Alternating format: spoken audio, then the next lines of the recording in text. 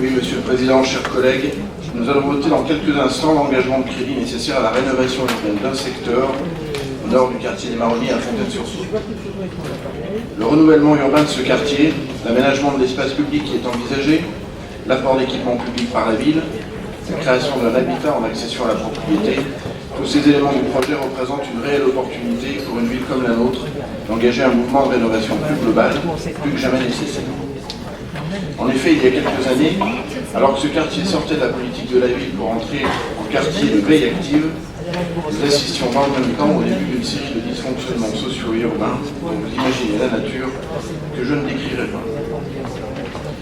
Les crédits que nous allons voter vont servir majoritairement à qualifier un espace urbain, au pied même d'un habitat vétuste que le bailleur Lyon Métropole Habitat a choisi de rénover malgré une situation budgétaire contrainte.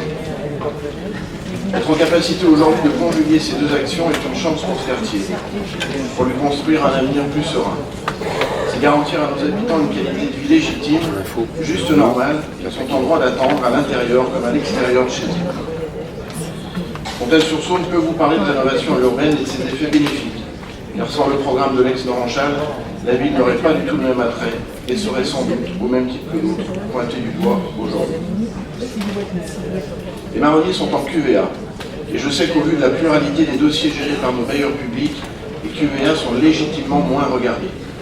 Pourtant, nous devons, pour les quartiers qui ressemblent à celui-ci, et il en existe quelques-uns sur nos territoires, être en capacité demain, non pas de suppléer ni de remplacer l'État, mais bien de trouver des solutions d'accompagnement et de faire le choix financier de l'engagement métropolitain à la rénovation urbaine, comme nous le faisons aujourd'hui pour les Marronniers.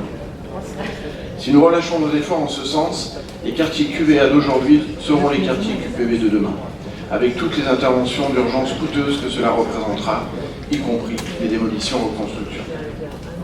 L'équation est alors assez simple, elle s'appelle prévention, dans un contexte financier contraint pour tous, et c'est bien ce que nous faisons aujourd'hui.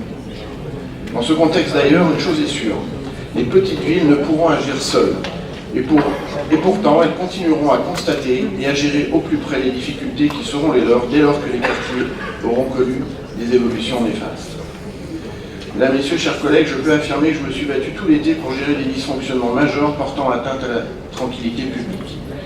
Et ce n'est pas de mes efforts dont il s'agit.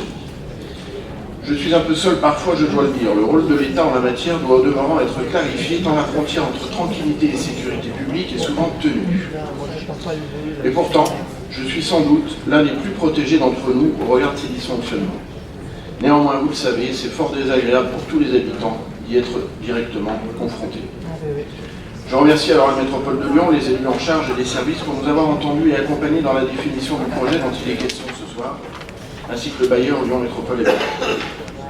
Je redis combien à l'avenir, sur d'autres lieux dans ce secteur, dans notre ville, dans bien d'autres, il sera nécessaire d'accomplir ce type de mission avec beaucoup de volonté. Car ces logiques urbaines, souvent partagées, sont pourtant complexes à concrétiser collectivement. Ceci pour une raison évidente. La seule façon d'espérer déclencher un plan de rénovation urbaine en dehors des grands plans nationaux, c'est par le biais de nos seules collectivités et de bailleurs sociaux publics. C'est une contrainte importante, qui impose une temporalité encore plus longue qu'habituellement lorsqu'il s'agit de projets urbains. Nous prenons ainsi un temps infini à rassembler les énergies, compter nos dépenses individuelles avec la rigueur que l'État attend de nous et essayer de définir comment les faire converger. Pourtant, pendant ce temps, nous dépensons de toute façon de l'argent et de l'énergie pour tenter de régler une situation trop connue dans nos quartiers et dans la solution qui a déjà fait ses preuves sur tant de territoires en faveur du vivre ensemble et précisément le renouvellement urbain. Je dis aujourd'hui que grâce à la politique de la ville, aussi nous pouvons maintenir le lien social, guider les uns et les autres, travailler au plus près de la jeunesse, accompagner les familles. Alors encore une fois, l'État et les programmes nationaux de rénovation seront certainement de moins en moins présents sur nos quartiers périphériques, mais pour autant les évolutions non souhaitées se feront, le problème restera et nous devrons y répondre. Je remercie dans ce cadre également les élus en charge du service de la direction de la maîtrise de l'eau urbaine, et j'en profite pour rappeler que l'une des forces de notre métropole a toujours été l'association de la politique de la ville et de la rénovation urbaine. C'est une solution, il ne faut donc pas abandonner de ce point de vue-là. Je le souligne à nouveau, cet investissement engagé par la métropole est une opportunité non seulement pour le plateau des Marronniers, pour la ville de Fontaine-sur-Saône, mais aussi pour l'attractivité de notre bassin de vie, donc de notre territoire tout entier. Continuons à agir ensemble sans attendre que le pire arrive. Je vous remercie pour votre écoute. Très bien.